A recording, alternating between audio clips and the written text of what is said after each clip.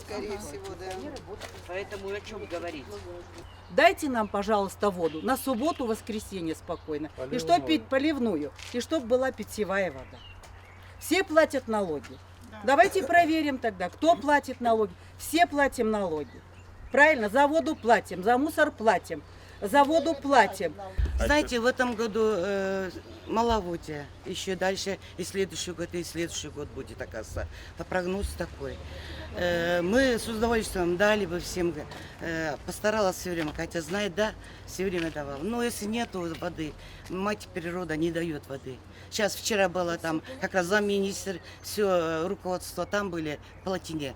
3400 было, а за ночь уже почти нет, уже 900 литров, представляете? Сегодня, дай бог, воду дадут. На сутки забираем Высоколукского района. Хорошо? Я понимаю.